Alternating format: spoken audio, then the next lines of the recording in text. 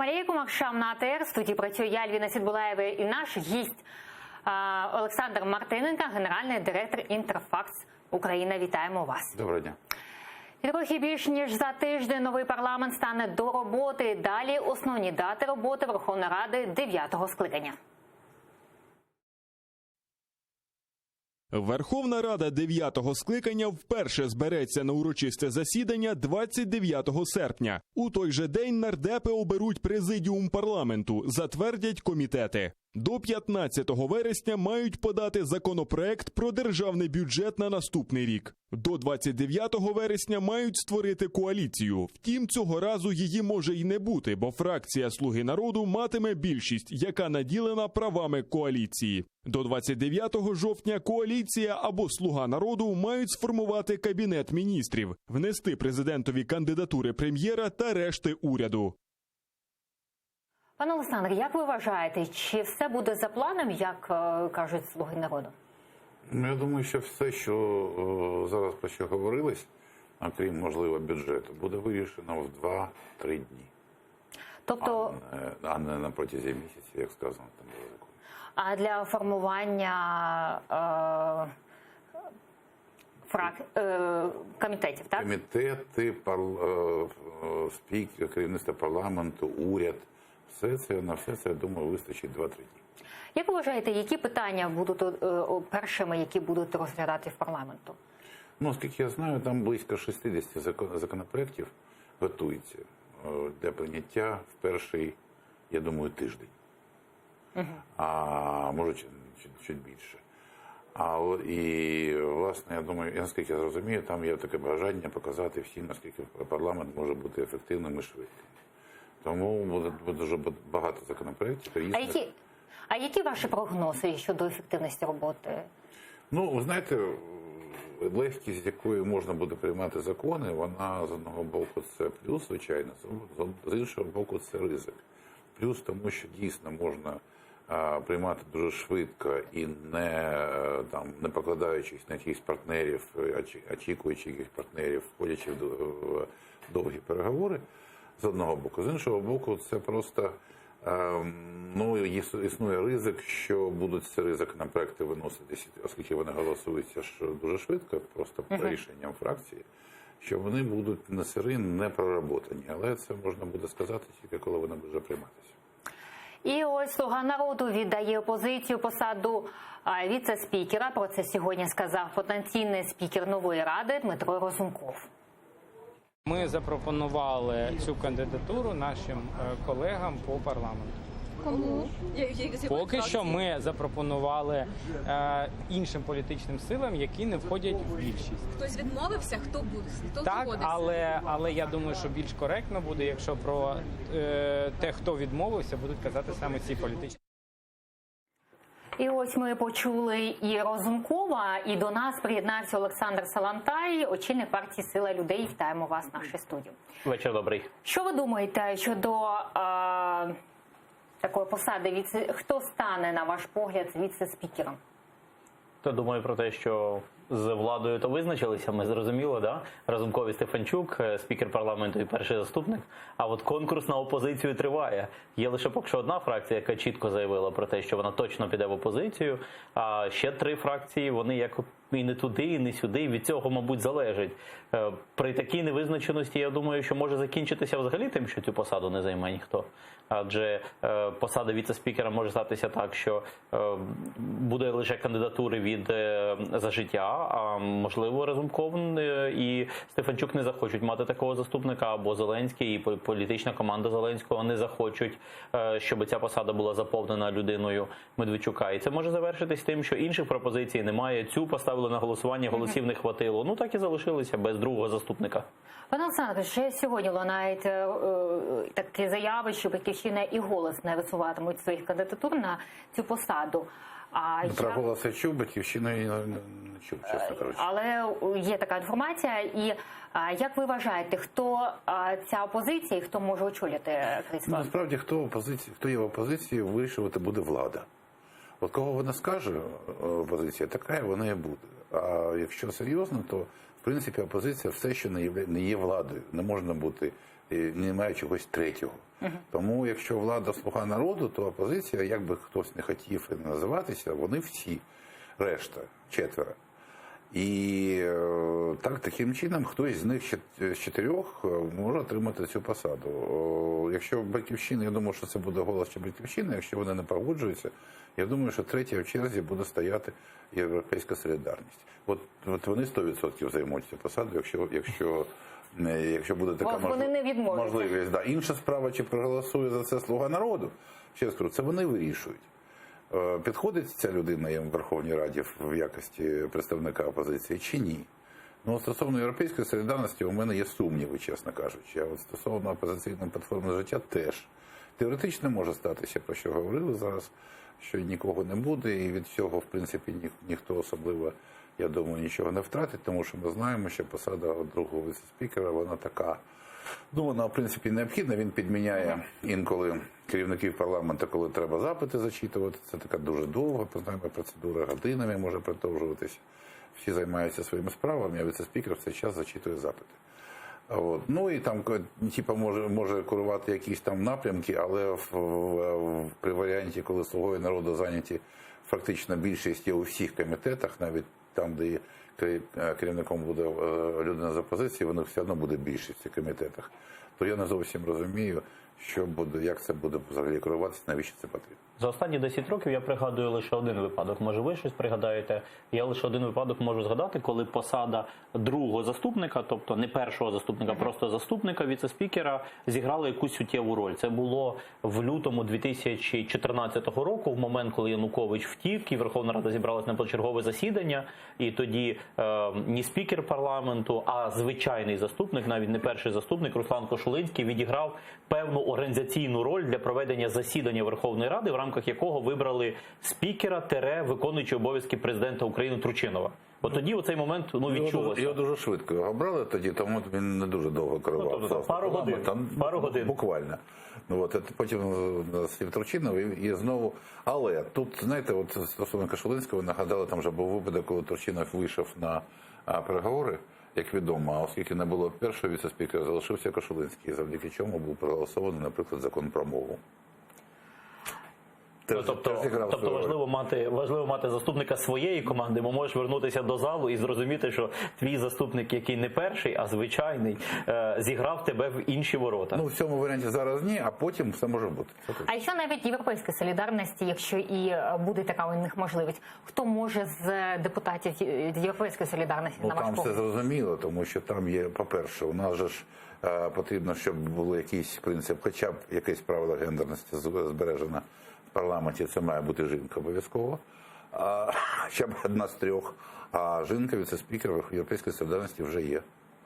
Тому я думаю, що тут... Але навіть тоді це буде пониження з першого на звичайного. Я думаю, що вона, так стислячи зуби, там стиснувши все це... І не відмовиться. Все не відмовиться, ні. Вона це витримає, я вірю. І ось Європейській солідарності бідкується, мовляв, слуга народу, більшість рішень приймає самостійно і не зважає на прохання інших фракцій. Це стосується і питання, в якому саме комітети нової ради працюватимуть депутати кримські татари, каже обраний нардеп Артур Герасимов. Не рахуй, згідно з усіма канонами і математикою, і логікою, будь-яка фракція може подати 1-2 людини до кожного комітету. І сьогодні, наприклад, ми почули від представників монобільшості, що ми не маємо такого права. І ми маємо обов'язково спрямовувати народних депутатів, хто хоче працювати по 2 в комітеті, в інші комітети. Я поясню, що мається на увазі.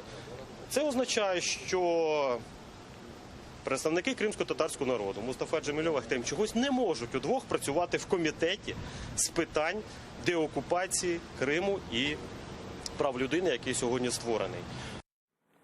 І зараз до нас приєдналася Ірина Верещук, обрана народний депутат від «Слуги народу». Вітаємо вас, пані Ірина. Доброго дня. Пані Ірина, скажіть, будь ласка, чи взагалі справедливо розподіляються комітети і депутати, на ваш погляд? А що значить справедливо? Справедливо – це оціночне поняття. Для кого і до кого справедливо ви маєте на увазі? Ну, але Європейська солідарність заявляє, що «Слуга народу» більшість рішень приймає самостійно і не зважає на прохання інших фракцій. Що ви думаєте щодо цієї заяви? Європейська солідарність нехай би поводила себе більш-менш, якщо ми говоримо по політичному, пристойно, політично. Бо якщо взяти до кількості депутатів, які подані до комітетів, те, що мені відомо, наприклад, до того комітету, де буду я працювати, то Європейська солідарність якнайменше подала людей, а зараз каже про те, що їх комусь щось там не дає або заважає. Це насправді не відповідає дійсності. Голос, Батьківщина, усі подали. Європейська солідарність поки що лише займається словоблудієм. А щодо кримських татар, їх троє, перепрошую, які для них будуть комітети, на ваш погляд? Але куди вони себе подадуть, там і будуть комітети, хто їм заважає в будь-який комітет подати себе? Зрозуміло. Дуже дякуємо вам. Ірина Верещук, обрана народна депутатка від «Слуги народу», була з нами на зв'язку. Що ви думаєте щодо Європейської солідарності, яка, скажімо так, звинувачує «Слугу народу»? Ні, ви знаєте, просто не всі зрозуміли, що відбулося. Є партія, яка отримала переважну більшість. Вона, власне, визначає, хто чим має займатися. Вони захочуть, вони завтра приймуть регламент нової Верховної Ради за 5 секунд. І там напишуть, що захочуть. І треба просто всім зрозуміти, що в опозиції в цьому парламенті є єдине право виступу з трибуни Верховної Ради України. В принципі, прав у них більше немає. Якщо вам будуть корисні, там якісь ідеї будуть корисні для влади, я думаю, що влада з радістю і задоволенням їх візьме для роботи. І не більше. І тому тут ніяких владних повноважень зараз у опозиції будь-якої, хоч Європейської солідарності, хоч Батьківщини, бути не може. Теоретично може, враховуючи європейський досвід, говорити, що мають бути контролюючі функції. Ну, в принципі, контролюйте, хто вам заважає. Прямо там в залі, хто там голосування за когось, там контролюйте, як депутати на роботу приходять, як регламент виконується. А я так розумію, що їм віддадуть ще керівництво контрольної комісії по приватизації, яку зберегли. Контролюйте приватизацію. От дивіться і контролюйте. А всі повноваження інші будуть у «Слуги народу». Що ви думаєте, пане Олександре? Абсолютно погоджуюся і хотів би звернути на таку річ увагу. На цих виборах Меджліс зробив, і представники, власне, і лідери кримськотатарського народу зробили, на мою думку, правильний крок. Вони дали представників, лідерів і людей, які розбираються в темі, в різні списки. І таким чином за будь-якого результату виборів мали потрапити представники до Верховної Ради. Одні сили, політичні сили пройшли, інші не пройшли, але, на мою думку, підхід був абсолютно правильний. Не говорити, що от кримсько-татарська тема, питання визволення Криму, питання Меджлісу, питання поневоленого народу, питання прав ув'язнених, що це все лише прерогатива однієї політичної сили. А вони під час виборів показали мудро, що це порядок денний взагалі всієї країни.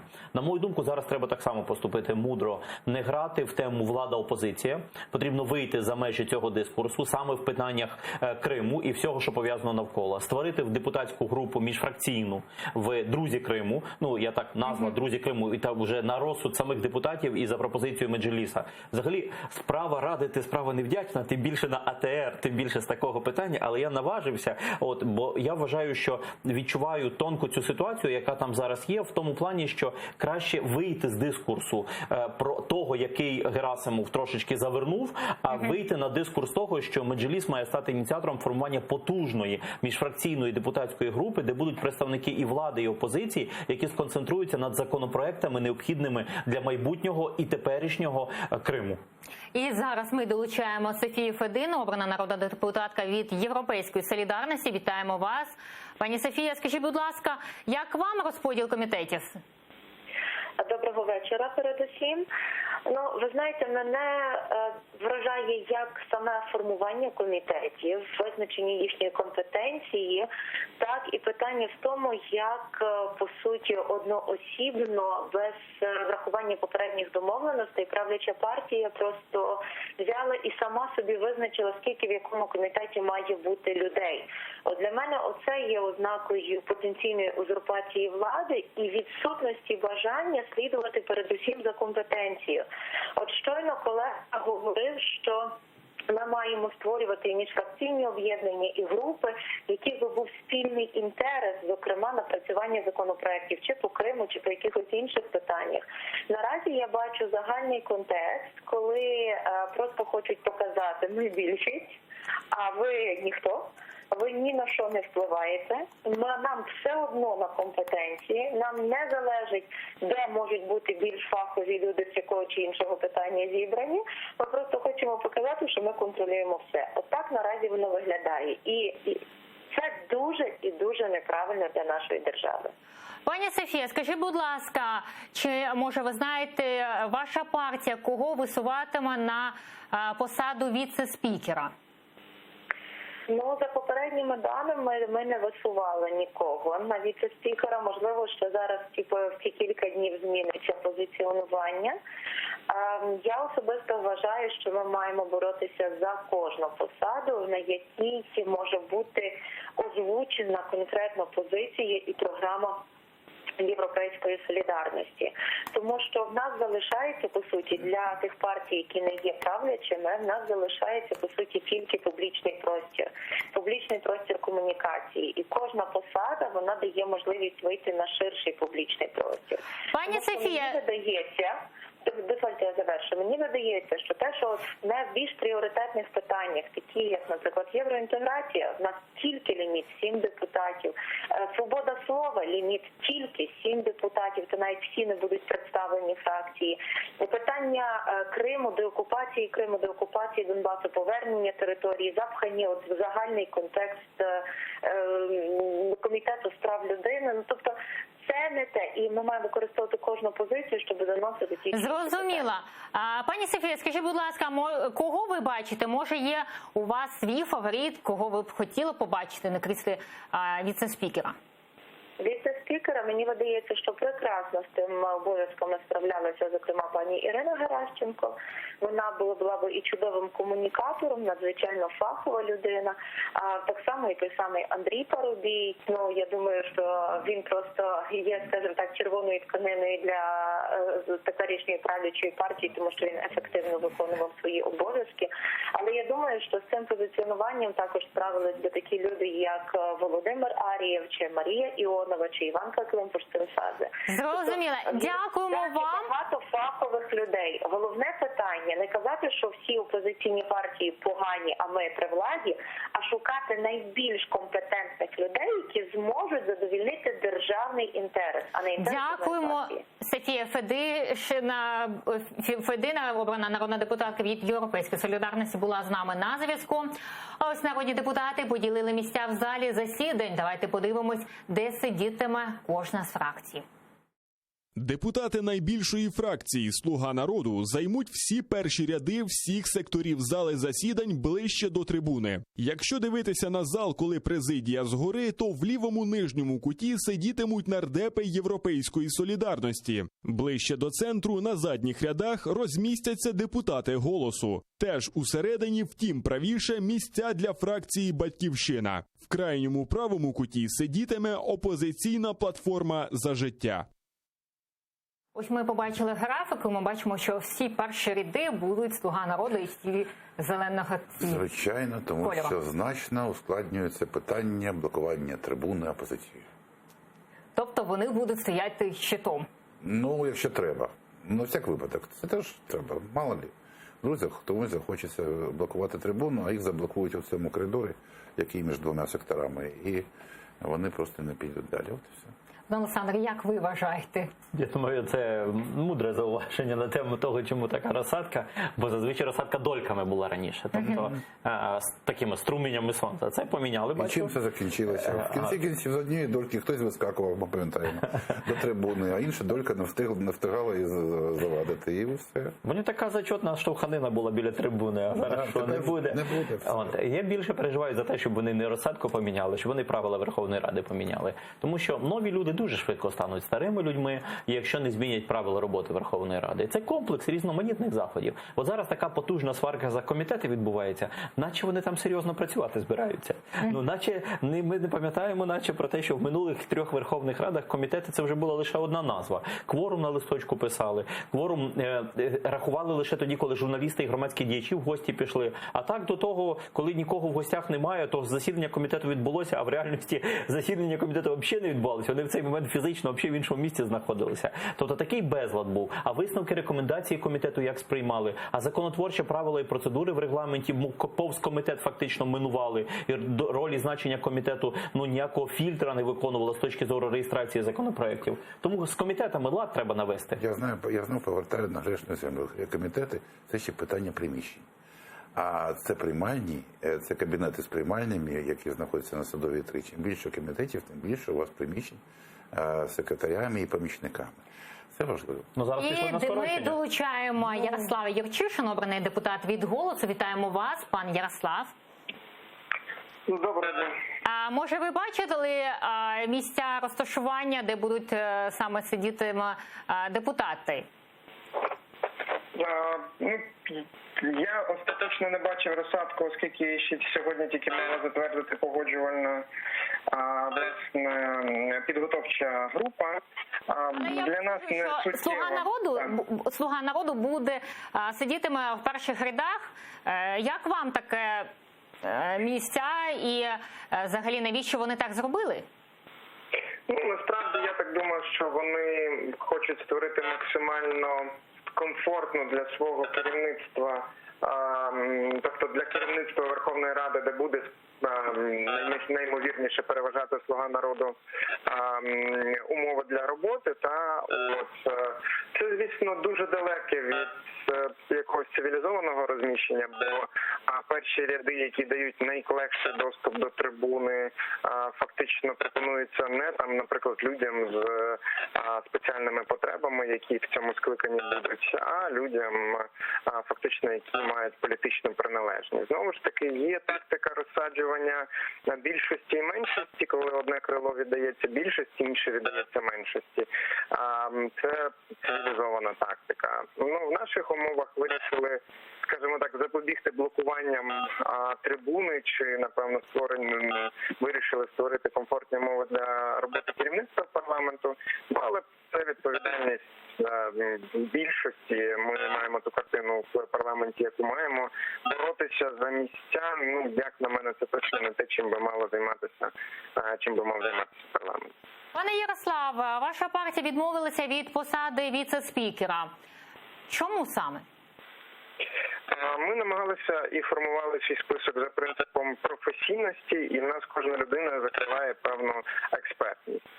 В нас невелика кількість людей, ми бачимо більшу логіку, щоб ці люди працювали в комітетах, а не займали політичні посади з, скажімо так, сумнівними можливостями впливу на організацію роботи Верховної Ради.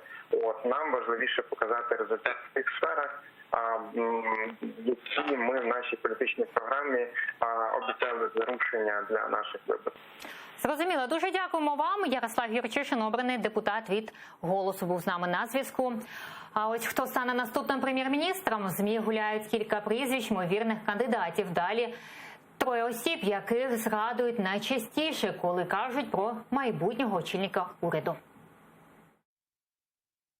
Очолити уряд може Андрій Коболєв. Він з 2014 року керує «Нафтогазом». Широкому загалу став відомий завдяки премії в 261 мільйон гривень. Черговий претендент на посаду – Олександр Данилюк, екс-міністр фінансів в уряді Гройсмана. Спершу його називали потенційним міністром закордонних справ у новому Кабміні. Зеленський призначив його секретарем РНБО. Чи не головним претендентом на посаду прем'єр-міністра називають Олексія Гончарука. Він заступник керівника Офісу президента з економічних питань. За освітою правник. Працював керуючим партнером в юрфірмі. 2014-го балотувався у нардепи під номером 1 списку партії «Сила людей».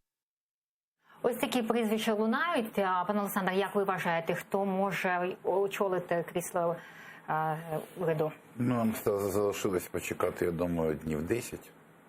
Але ваш прогноз Ми який? чекали більше. Знаєте, я все ж таки до прогнозів такого роду відношусь скептично. Я б сказав, що остання кандидатура має більше шансів, ніж дві попередні. Я Тобто так Гончарук? скажу. Да, має більше шансів. Але я б сказав, що мені здається, що це не ще не остаточний вибір. Що можуть бути дискусії, і вони будуть в офісі, і поруч з президентом стосовно різних людей. Я би Володимира Шкавана, наприклад, не скидував просто з рахунків, просто так, і щоб про нього не забули і не говорили. З одного боку. З іншого боку, знаєте, важлива навіть не посада прем'єра, а важливо розподіл повноважень, хто чим буде займатися от вже в самому уряді. І головне – це механізм прийняття рішень. От про це ми будемо говорити вже потім, коли з'явиться прем'єр, як буде приймати ще рішення урядом, який є урядом монобільшості, як ми казали, однієї партії, в якої є ще й президент. От механізм, хто буде приймати рішення, хто буде їх розробляти, приймати і за них відповідати. В цьому і взагалі буде у нас трикутник президент, прем'єр, спікер, чи вже нема? Чи в нас вже буде не трикутник, а така пряма лінія? От це насправді цікаво. А стосовно прем'єра, це важливо. Прем'єр – це обличчя, безумовно. Справа в тому, що люди, які прийшли до влади, вони ж працювали на телебаченні, як ви знаєте. І для них вони багато рішень приймають, виходячи з картинки. Вона важлива насправді. Прем'єр – це обличчя нової команди виконавчої влади. От Разумков – це обличчя Верховної Ради. І, скажімо, прямо досить таке пристойне обличчя. І тепер таке ж обличчя має бути в уряді. Тому що людям потрібно показувати, що прийшла нова команда не тільки справами, що безумовно важливо і навіть не обговорюється, але і зовнішнє теж. З урахуванням цього, я думаю, що по Коболєву, я думаю, що в неї великі сумніви, дуже великі, і виходячи не тільки з премії, але і з багатьох інших факторів. Пане Олександре, як ви вважаєте, хто буде прем'єр-міністром? Я знаю точно. Хто? Прем'єр-міністром буде Зеленський. А от якого він дасть делегата на даний момент, і чи стане ця людина пізніше трошечки самостійною, чи буде вона ухвалювати рішення, оце велике питання. Діючий прем'єр-міністр, який зараз відходить, як відомо, пішов не разом з командою Порошенка, вони в кінці розділилися. Але на початку він прийшов на Всеукраїнський Олімп, на всеукраїнську владу, віце-прем'єром в уряді Яценюка, по квоті Порошенка, потім він прийшов спікером, не віце, зразу спікером парламенту по квоті Порошенка, і потім Порошенко пересадив Гройсмана до посади прем'єр-міністра. І потім, коли з часом, вже пройшов рік-два, дуже часто запитували Гройсмана на публічних заходах і так далі, про те, що а чому то, а чому сьо, а чому так? І він: я не я, хата не моя, тут от є стратегічна п'ятерка, сімерка, дев'ятка. От, і ще на таку фразу сказав: ви ж знаєте, що є два насправді уряда. Один уряд мій, а один уряд сидить на Банковій.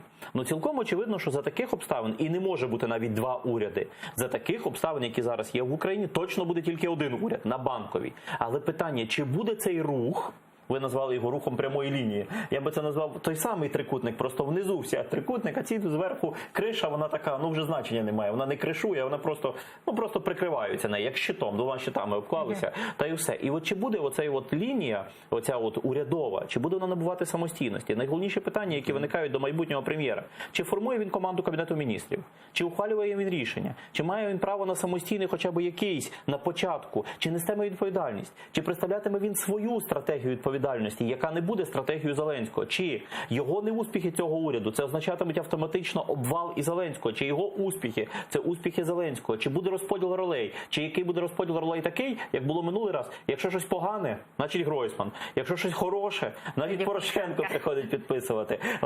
Тобто, взагалі, ці головні питання. Бо коли ми говоримо, що в нас Верховна Рада нова заступила і треба парламентську реформу, мало хто говорить і згадує, але нам потрібна нова редакція Закону України про Кабінет міністрів і нова редакція Закону України про центральні органи виконавчої влади, які були розроблені, подані і не розглянуті 5 років підряд. Ми не маємо насправді конституційного нормального ладу. Живемо не по Конституції, живемо по понятійному цьому апарату. І як ми довго так будемо жити? Якщо Зеленський хоче змін, то це означає, що спочатку, вся влада в руках Зеленського, президентська, парламентська, урядова. Але з часом він має запустити механізми життя по Конституції. Якщо він цього не зробить, змін не буде.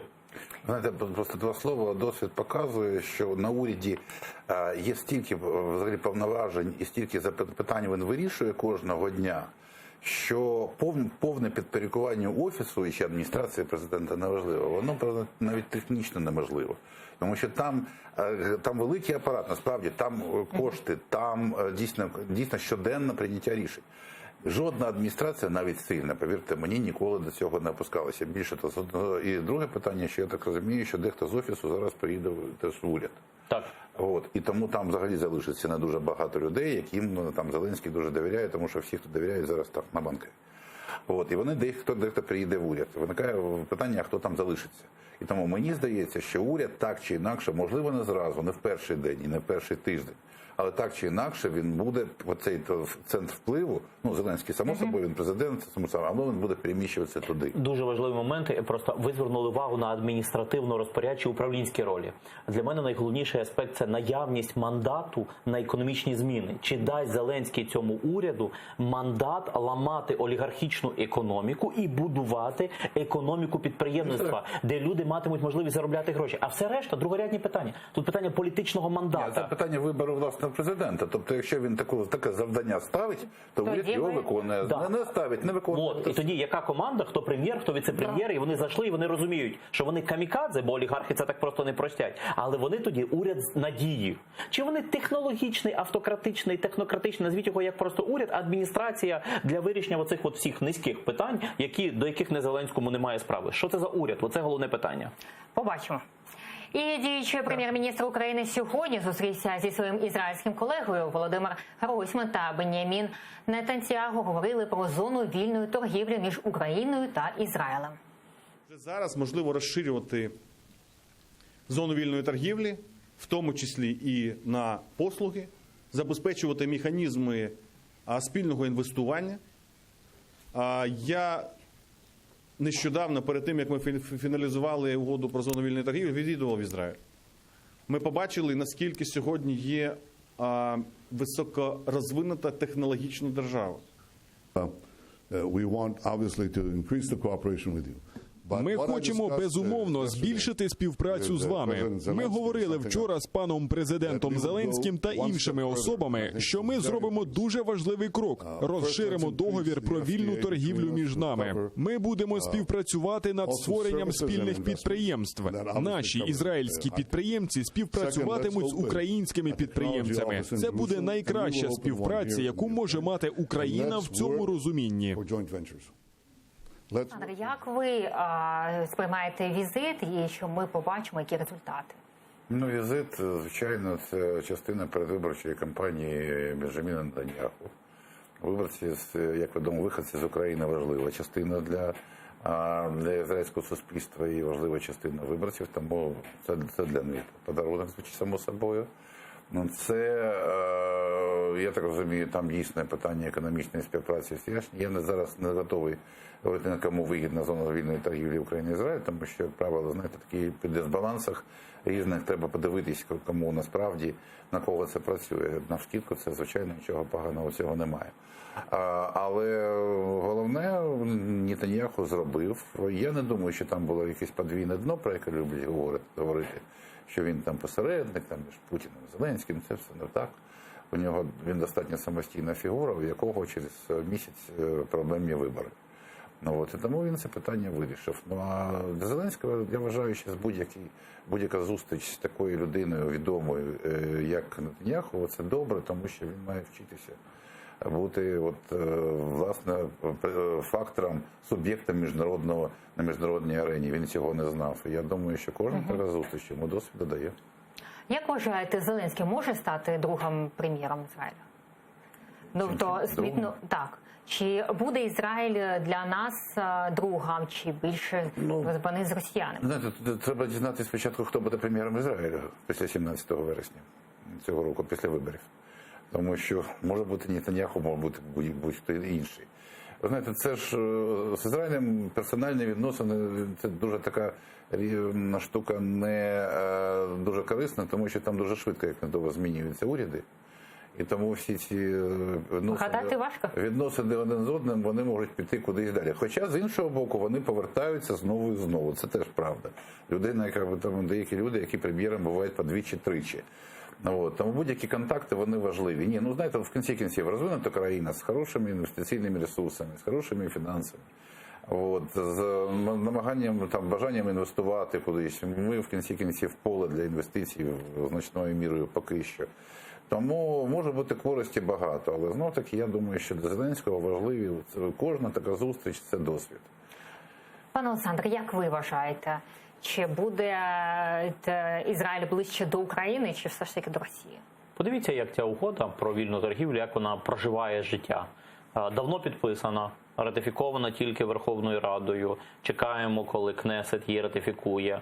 Нетаньяху вже приїхав говорити про її розширення, при тому, що вона перебуває в стадії фактичного ухвалення. Такий дуже довгий процес. Нагадує угоду між Україною та Європейським Союзом про зону вільної торгівлі, яка спочатку як окремо, потім частина асоціації, потім спіткала. Довгий це процес. Тобто мова йде про вибудовування відносин в довгострокову. Точно не можуть бути якісь швидкі рішення, швидкі зміни. Очевидно, що Нетаньяху не їздить зараз по всіх країнах світу. Він їздить лише по тих країнах, які для нього фактор перемоги на його виборах.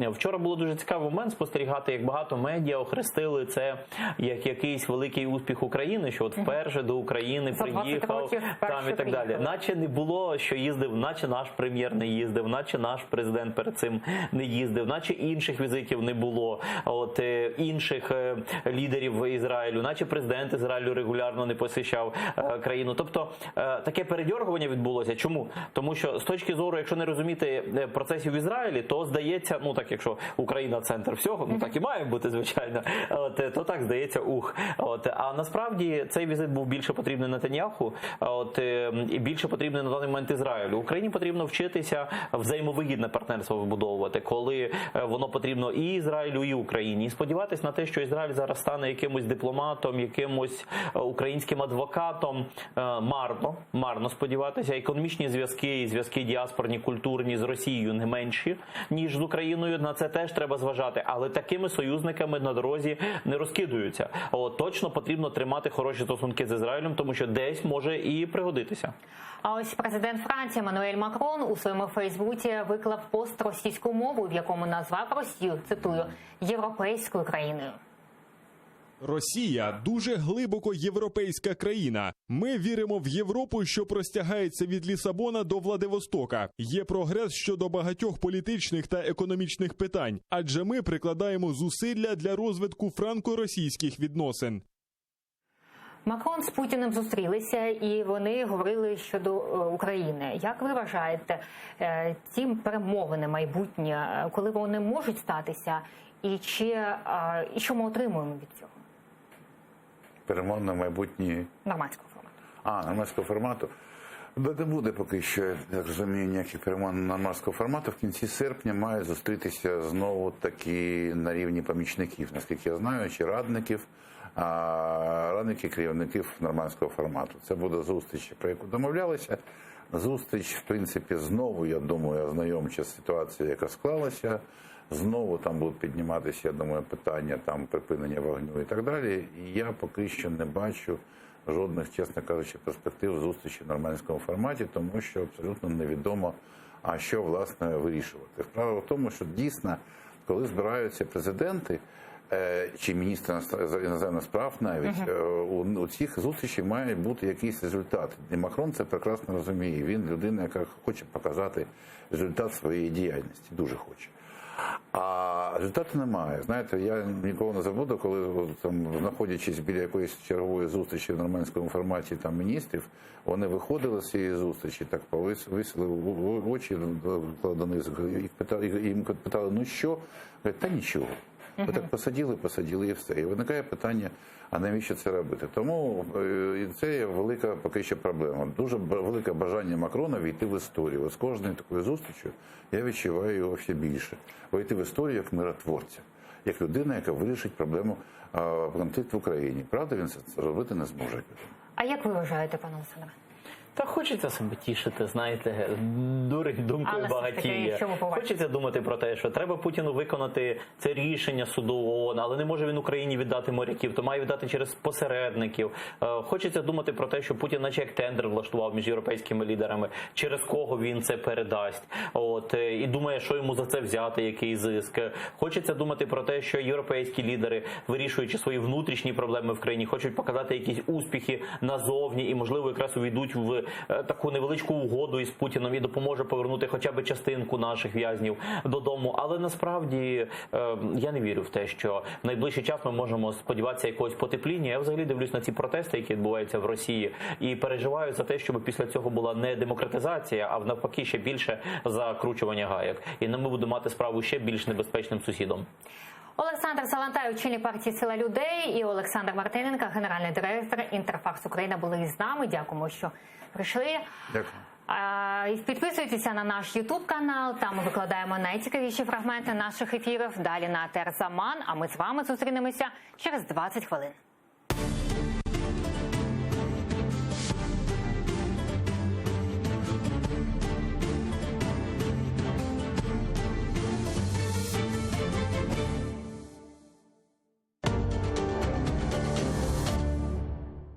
Доля українських політв'язнів у російських в'язницях.